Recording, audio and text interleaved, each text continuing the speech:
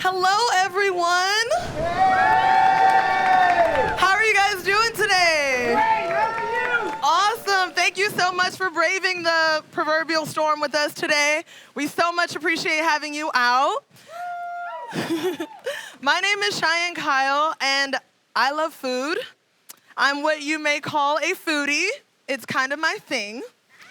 Mostly because food has the ability to transcend moments. If you've ever had the duck confit pizza at Esther's, the mussels at Herbs and Rye, or the ribs from Annie's Kitchen, you know exactly what I'm talking about. Food encapsulates this uncanny ability to share culture, teach history, and even transport you back to your childhood. Food holds all this power because it's something that we all share.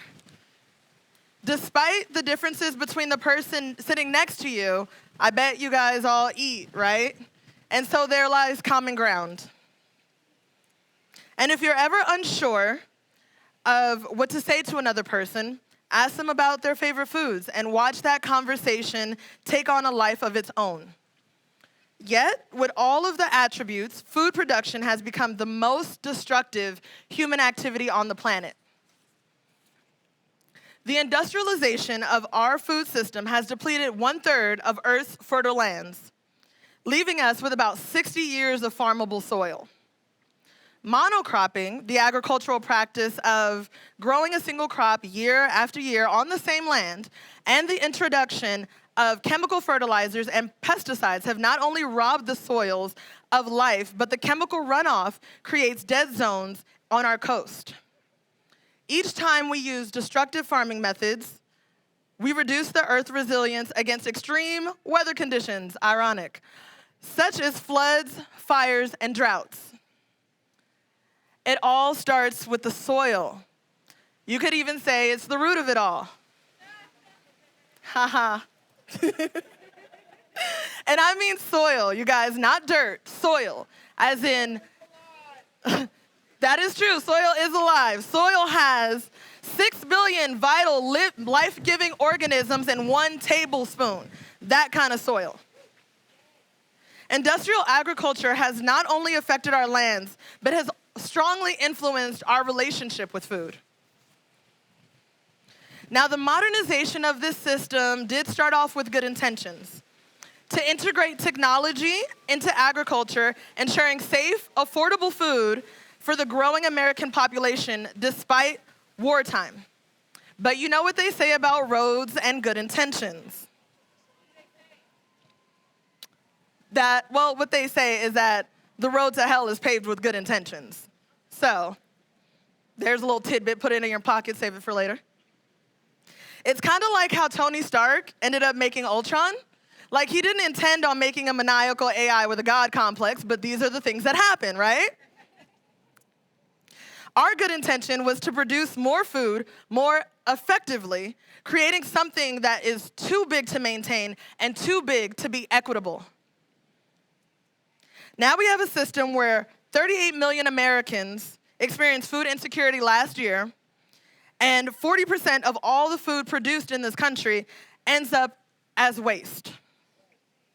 I know. We have gotten so used to overabundance that perfectly good food that we throw away is the #1 component in landfills.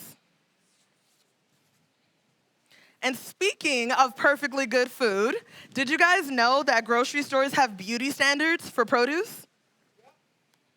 This further shapes our relationship with food, perpetuating unrealistic standards of what food should look like so that anything subpar we justify as being worthy of trash.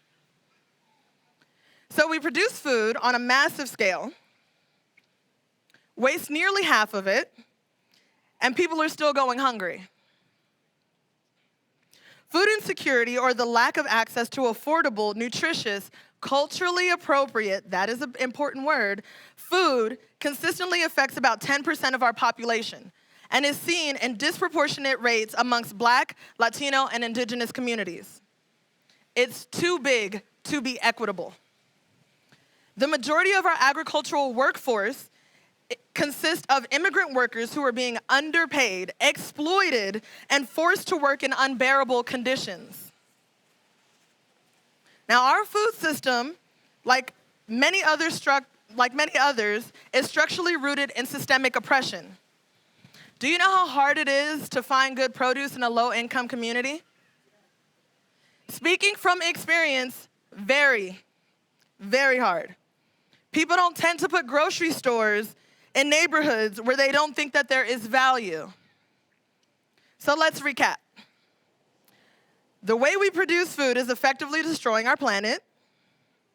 Almost half of it goes directly into landfills, and systemic racism ensures that people of color are left fighting for scraps. It's depressing, I know. But there are solutions, like localizing our food system. Now you guys say, how, Shy?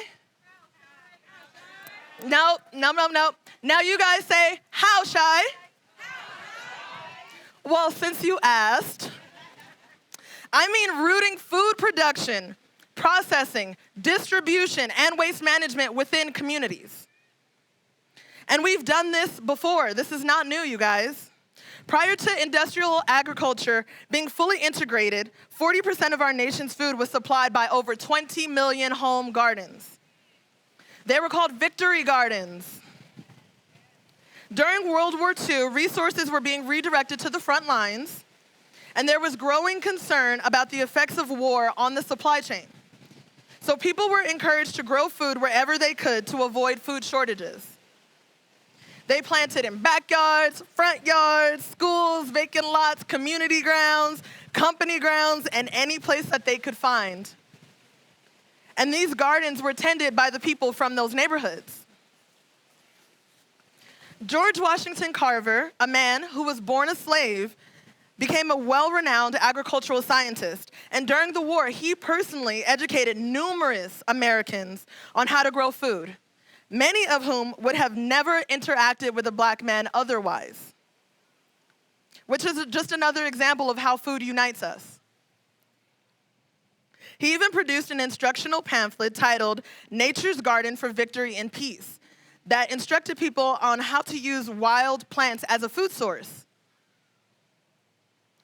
There are many ways we could go about localizing our food system, and many people, once again, have leaned into integrating technology, using systems like hydroponics and vertical growing, which I am a fan of. But it does not reach the root of the problem. It's not enough for us to find sustainable solutions anymore. We have to find regenerative ones. And, yes, I love the snaps, y'all. And traditional organic farming checks all of those boxes. Remember that soil that I spoke about in the beginning, with the 6 billion microorganisms? Well, that soil has the ability to fix carbon in our atmosphere and turn it into something usable for plants. Soil that contains organic matter, like compost, can hold up to 25,000 gallons of water, reducing both droughts and floods. Organic farming matches conventional yields, uses 45% less energy, and emits less greenhouse gases. And to top it all off, growth in agriculture has been shown to be twice as effective at reducing poverty than growth in any other sector.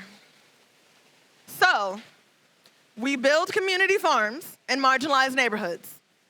We pay community members livable wages to tend that land. We create jobs for locals within the distribution chain. And of course, we're gonna need consumers, people to eat that food. Now, before I leave you guys today, I wanna tell you just a little bit about myself. I came out here all purple, all Tony Stark references and stuff.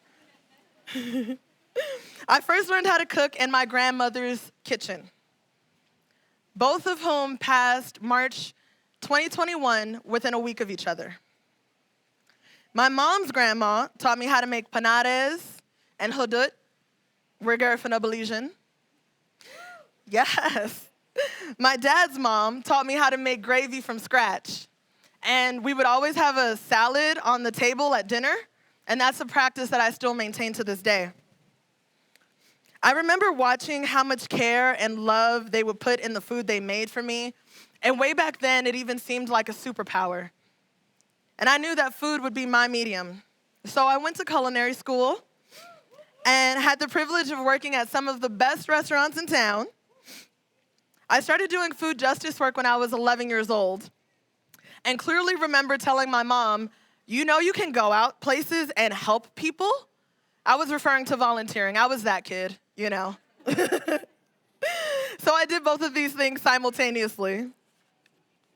Then one day, while working a $500,000 party at one of the hotels, I watched pounds of uneaten food get thrown away, when earlier that morning, I had watched the doors of a local food pantry close to a waiting crowd because they ran out of food. I could not make that make sense in my brain. But I figured if I knew how to grow the food, then I could help reduce the problems with access. So I started working at a community garden and even went on to become a master gardener. Y'all, stop. I've been growing edibles in Southern Nevada since 2017. By the way, you can grow here 12 months out of the year. It's not too hot. And with the encouragement and the support of the Abodo Collective, the nonprofit organization I currently work for, I've been able to build an urban farm within Southern Nevada's most food insecure neighborhood.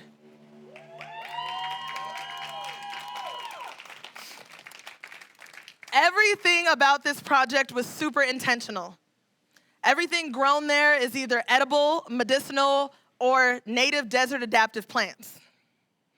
Because it's not just enough to grow food for ourselves anymore. We need to grow for the bees and the butterflies too. Somewhere along the way, we had forgotten that we were also a part of this thing called nature, and that we cannot continue to just extract from it. We need to focus on solutions that bring back balance and harmony. And with a shift in our perspective, our problem can become our solution. Thank you, guys.